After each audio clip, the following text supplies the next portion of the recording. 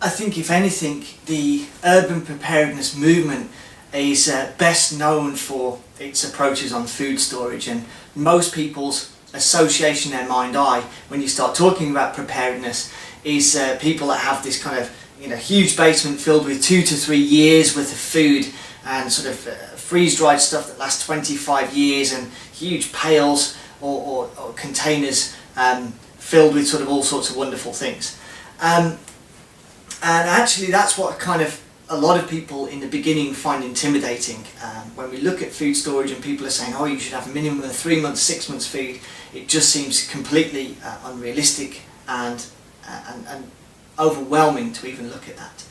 So my approach to food storage is very, very simple actually. It ties in directly to your perception of the nature of event you're going to be dealing with. Again, we're looking at a few days or a few weeks or a few months. It ties in very strongly with whether you feel you're going to stay in place or whether you're going to leave in the event of that emergency. And also, most importantly, ties into the money and the space that you actually have. Now, from my perspective, I really want to have, personally, a minimum of 1 week's worth of meals, sort of constantly available to me. That's just my personal preference. More is better, but at the very minimum, if I'm in a new place, I'll look to kind of just go down the store and get at least 1 week's worth of things. Now, obviously what that needs to be is cost effective and somewhat simplistic, especially when you think I may well be using this food during a time when I don't have access to the kind of regular power grid. Therefore I'm using kind of my small stove or something like that. Now that said, what I do want to be doing is keeping the food that I'm used to eating.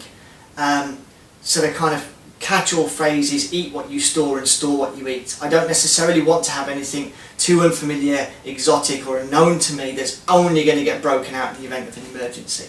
So I'm very lucky. I enjoy a huge range of foods, and in this circumstance I've elected for kind of canned foods as having a good long shelf life, easy to store, easy to deal with and manage, whatever the case may be. But there are a couple of alternatives in here as well. So I'm just going to very quickly talk you through some of the approaches I actually have. And the big thing for me is if I'm cooking in a problematic situation, therefore I'm just using my single gas stove, I want incredibly simplistic, easy to prepare dishes. In fact, dishes that have no preparation are even better, or ones that just require reheating. Or if above and beyond that, very simplistic. So you see here, what I have is sort of chili in a can, so all that requires is heating, and I can actually heat that in its own can should I choose to, and go from there. Then I have some sort of chickpeas and beans, which are good, hearty and filling, can be eaten on their own or easily added to other things. I have some sort of regular baked beans and some sweet corn. Similar principle with those. They can be a kind of standalone bulk food product, or I can kind of mix it in with some other things and kind of make a meal from there. Carrying on my tin cans, I've got some different vegetables and some lentils here, and then I've got some canned meats here. I'm a huge fan of tuna myself, so I kind of have quite a few of those. I've also got some dried quick cook macaroni. So already you can see, actually just taking 2 or 3 of these ingredients and mixing them together, that would give me really quite a sort of substantial meal to be working from.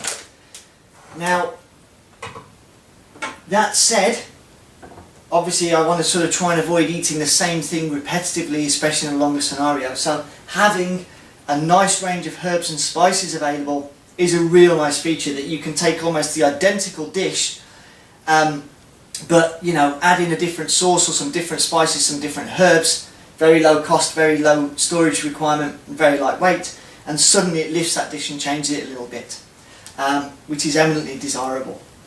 What I'm looking at with all of this food is, as well as ease of storage, it's kind of good, solid calorific content.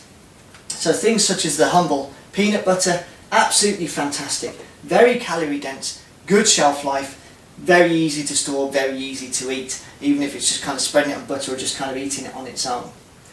And this then drifts me nicely towards, thinking about certain comfort items. In a lot of the kind of fear sells, disaster prep sort of stuff, it's all this challenging, austere conditions, and we're all going to be sat living on military rations. And quite simply, if you're experiencing, a traumatic event or a sort of significant problem in your region, your stress levels are going to be up, and your anxiety levels are going to be up naturally. And therefore, just having some comfort foods available is a kind of real nice thing. They're calorifically dense, but it also just, helps you deal with the stress and the anxiety, just having some sort of treats or snacks available to you. Okay? Now, one of the other things I'm thinking, I've got some examples, some great examples back here. I'm a huge fan of sort of ethnic food, and these meals are brilliant. Not only were they buy one get one free, so very cost effective, these actually just come as a sort of boil in the bag meal. So you see it just comes in this kind of foil pouch that I just put in boiling water and go from there. And actually in extremis I could just even eat these cold. So if you like that sort of thing and you can find them near to you, these kind of meals in my mind are absolutely fantastic. Also, I'm a huge fan of the kind of long life milk. I always have sort of at least 6 litres of this available to me because I'm a huge sort of milk fan.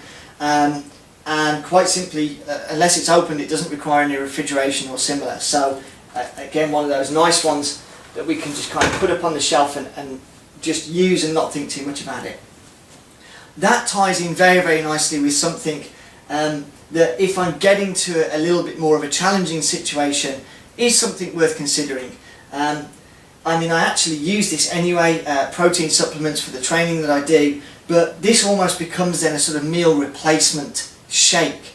So tied in with the long life milk, I've got the ability to just kind of take my supplement powder or whatever and kind of mix that in. So if I really am struggling to actually prepare a meal for whatever reason, I can still get an amount of nutritional content into me just by means of an actual shake. Now you can mix these with water, of course. The simple fact is you just want to kind of get that powder into a kind of liquid medium and in your body, but it tastes far, far nicer with milk in my mind, so the palatability is something.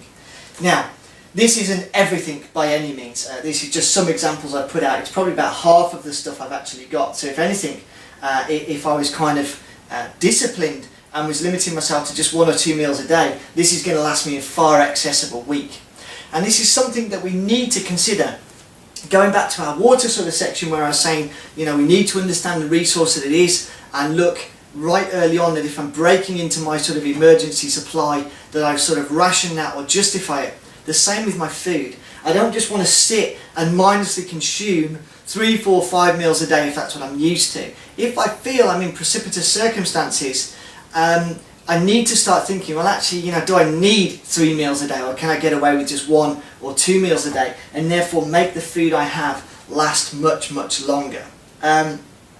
Only you will kind of really have your own answer on that, but I just want you to have that thought process in mind. Okay? So some examples of the food. Canned foods I like when I'm staying in place. Obviously very, very impractical or inconvenient if I was looking to move to a different location. That's when I'm looking far more at the kind of dried foods or the ready-made food alternative that will kind of travel quite well.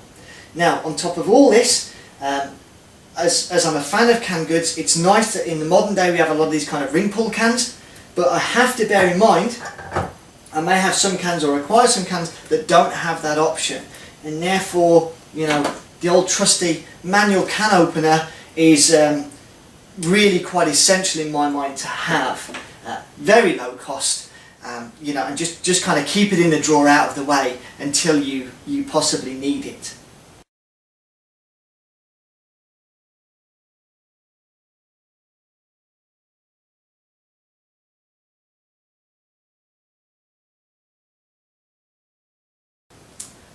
So that's how I look at food. Obviously there's far greater detail we can go into the longer food storage plan that we're actually considering. As I said right at the beginning on the introduction, this is for you to assess your individual circumstances and your concerns and think about the space and the money that you have to put it in. But I hope you can appreciate even quite a significant quantity of food can be stored into quite a small area. So this doesn't have to take up a lot of room, and especially if I've got kind of regular cupboards and things like that, and storage areas available to me, with a little bit of kind of order and methodology brought to it, I can keep an incredible amount in a very short space, in a very small space.